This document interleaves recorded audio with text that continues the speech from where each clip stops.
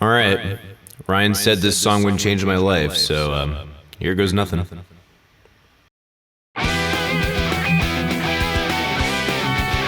Okay, this is pretty cool.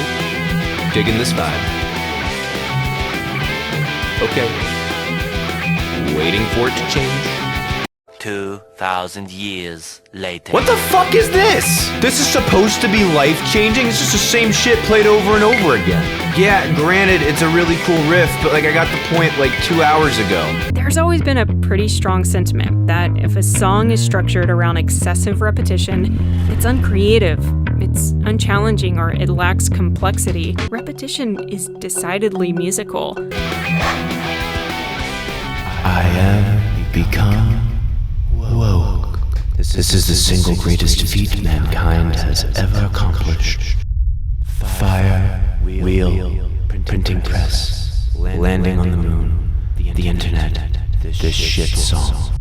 Or maybe over-repetitiveness is just an excuse for lazy songwriting, but who gives a shit really? Hey, it's Mike with Become the Night, and welcome to this episode of Mike. The music snob. So Vox, the gold standard of informative reporting, right up there with BuzzFeed, released a video talking about the importance of repetition in music. This was actually on the trending page. I would have released it at that time if I was not a busy motherfucker. They then go on to cite examples exclusively from pop music's best sellers and some of the worst offenders. Ultimately, this comes off as a defense of the growing amount of repetition in pop music over the last couple decades. Let's take a look. This is a picture of a song, its fingerprint, its visual identity. That is the most misleading way of presenting this. As we'll see later in the video, this is based strictly upon the lyrics and does not involve any actual musical element of the song. You heard me. I'll allow them to explain. It was generated by a tool that visualizes matching data, and it reveals something pretty cool about how a song can be structured around lyrical repetition. And by the way, this is Vince Staples' Yeah Right, and it's been stuck in my head for months. Boy, yeah, right, yeah, right, yeah, right. Boy, yeah, right, yeah, right, yeah, right. You poor tortured soul. I'm guessing she's probably a repressed Catholic. No one else would subject themselves to this much punishment intentionally. This is Colin Morris. He's a computer programmer who loves pop music. I did a master's degree in computational linguistics. Yes, linguistics, like language, like words, like semanticism, like that thing that music isn't. Colin created this tool called SongSim. Each row and each column is a word in a song from beginning to end. But the interesting thing is when you see these structures that are off the diagonal. Those moments off the diagonal represent some form of repetition. Oh, cool. That's a neat way of charting out repetition in lyrics. I wonder what conclusions we can draw from it. I think my favorite example, and one of the earliest ones that I played with, was Bad Romance by Lady Gaga. One of the coolest things about this song is just how many different hooks she manages to squeeze into it. Okay, so we're just gonna skip right past its utility and just start talking about different examples. Fine. Notice they use this clip where he's talking about hooks and then immediately go to a chart of repetition. This is their attempt at insinuating that hooks are repetitious, and the more repetitious they are, the catchier they are. There is some truth in that. The more repetitious something is, the more easily it will get stuck in our heads. In the real world, this is what's known as brainwashing. Just because a song is catchy does not mean it's good. It does mean it could sell well. But let's save that point for later in our video. Now, the hook for The Thunder Rolls by Garth Brooks is quite catchy and very singable, but is not very repetitious at all. So let's not excuse over-repetitiveness as the only way to make a catchy hook. Depending on how you count, there are at least 5 different lyrical themes that repeat to the point where you start running out of words to describe them. What the fuck does that even mean? That's not even a joke. Seriously, that's a question. You haven't established the significance of what we're looking at or provided any words to describe it other than literally describing what it is. Usually, verses aren't that repetitive. Here they are. The only part of the song that falls into a traditional song structure is the bridge, and it really stands out. Again, this is complete bullshit. The repetition in the verse is not only traditional, it's extremely traditional. See, something I'm about to tell you and something she completely avoids in this video is something informative and substantial about repetition as it regards to music. Hi, Future Mike here. It's As it relates to music, you asshole. Repetition is not an end in and of itself. It is a musical tool to be utilized. The way in which repetition was used in Bad Romance was to establish a theme. You see this type of repetition appearing in a lot of genres, but most often they would appear in folk and country, at least traditionally. Have you ever been High as Fuck by John LaJoy? In the Ghetto by Elvis Presley? Seven Drunken Nights by the Dubliners? This is literally the most traditional method of repetition in songwriting ever. And then to say that the bridge is more traditional.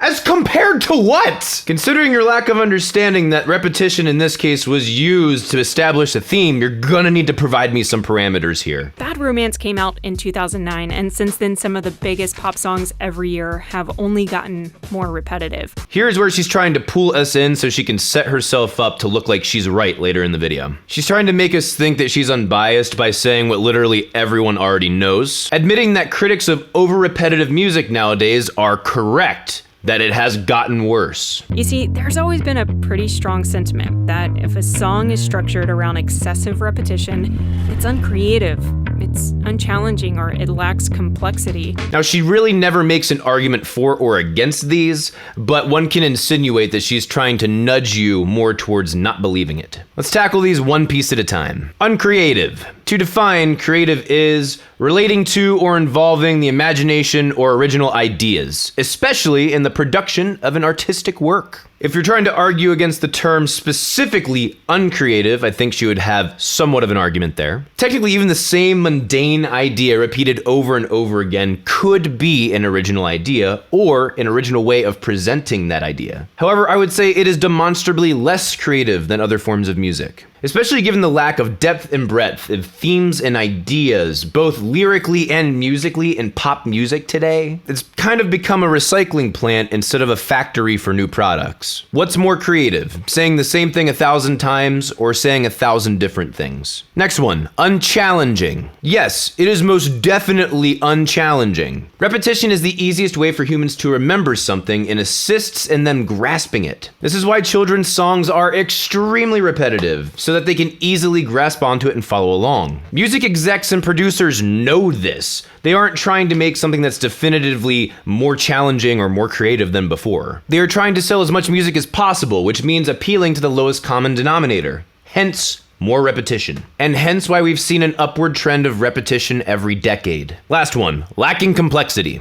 This is essentially just a different way of saying it's unchallenging. And yes, music that repeats itself over and over again will typically be less complex than songs that don't. There can be exceptions to this. An EDM beat with 20 different tracks of different samples, all ready to be triggered to play in an interesting syncopation, but repeated 4 times, is going to be more complex than one single melody with no backing instruments or backing track or backing rhythm that all plays different notes over 4 measures. Still, on a typical day, pop will be less complex than most other forms of music, unless we are trying to expand this to more traditional styles of music.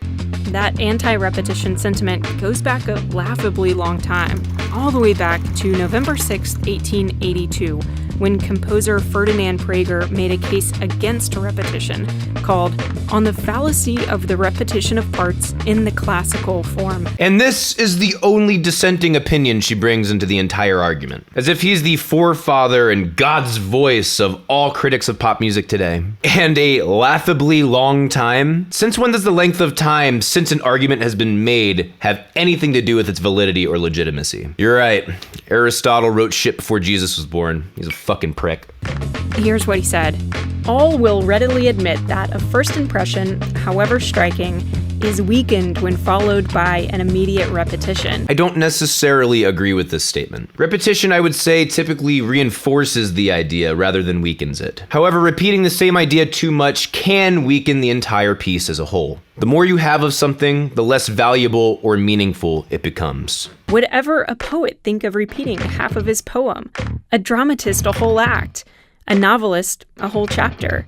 Such a proposition would be at once rejected as childish. This is also a bullshit point made by our boy Prager here. Granted, I have not read the document she is referring to, so I'm not sure what type of repetition he is referring to. Classical music did indeed repeat entire parts of movements, though it typically was not done more than once. There are some exceptions. Comparing this to prose, poetry, a play is apples and oranges. The sentiment he is trying to drive is that repetition is redundant. When you are trying to communicate semantically, yes, repetition can be redundant. When you are trying to communicate semantically, yes, repetition can be redundant. When you are trying to communicate emotionally, prolonging that emotion or that idea can help a person better understand it. Or communicating that musical idea once may say something different than repeating it. Prager believed repetition was beneath music, when, in fact, repetition is decidedly musical. Finally, one point I can agree with her on. Yes, repetition is musical to the human ear. However, making something more repetitious does not necessarily make it more musical, and certainly does not insinuate it's more creative. There's this phenomenon called the speech-to-song illusion. Have you run across that? That's Elizabeth Margolis. She directs the Music Cognition Lab at the University of Arkansas and has written a book on musical repetition. Yeah, so this is this really interesting process where you can take a little bit of speech, you can take a little bit of speech, you can take a little bit of speech, repeat it a number of times, and for many people there's this very salient transformation where what initially just sounded like somebody talking to you now sounds like somebody singing. Yes, this is also correct. Your mind stops focusing on the words and starts focusing on the timbre and timing of the voice. This phenomenon occurs because the brain acknowledges the redundancy of the semanticism of the words and instead focuses on the sound itself. However, this specific form of repetition is typically used most in EDM, though it has absolutely bled through a lot into pop music nowadays. Margolis' Music Cognition Lab has conducted a number of studies on repetition, but there's one that really fascinates me. Without using the entire clip, this professor took this musical clip of atonal music that just sounds bonkers and edits it so that certain musical phrases repeat each other. She plays the edited track and unedited track back to back, and the subjects more often pick the edited track to sound more musical or to sound less like it was made by a machine. This study is interesting and revealing, but does still not act as an excuse for over-repetition in music. If you repeat things too much, whether it's in the damn song or songs that are repeats of each other, oh my goodness, you're going to get sick of it. Hence the backlash against pop we are witnessing. So repetition in music not only feels intentional to our brains, we actually just enjoy it. We never said it didn't feel intentional. As a matter of fact, it's kind of our primary complaint. We enjoy repetition, yes, of course. It wouldn't be a component of music otherwise. In a distinction I would like to call attention to, what if the thing being repeated is not inherently enjoyable to the listener? At that point, it feels less enjoyable and more like being mentally manipulated. Let's take a look at that chart you saw earlier. It illustrates that our love of repetition was increasingly reflected in pop music. I was surprised by how clear the trend was. Record execs saw that songs that had more repetition in them were selling better than those that didn't. In tandem with the cultural impact of pop, this situation literally will foster itself. It shouldn't be a surprise. Yes, pop songs have gotten more repetitive, but repetition can be used to flip predictable song structures to make them completely unpredictable.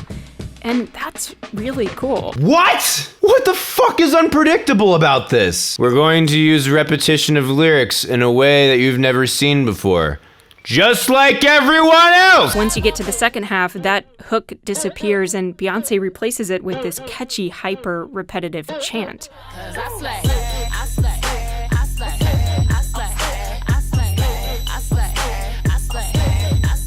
You can't deny the power of this song. Repetition doesn't just make it memorable, it reinforces its central message. Yes! That's our problem with it. How full of yourself do you have to be to literally brainwash your audience into thinking that you slay?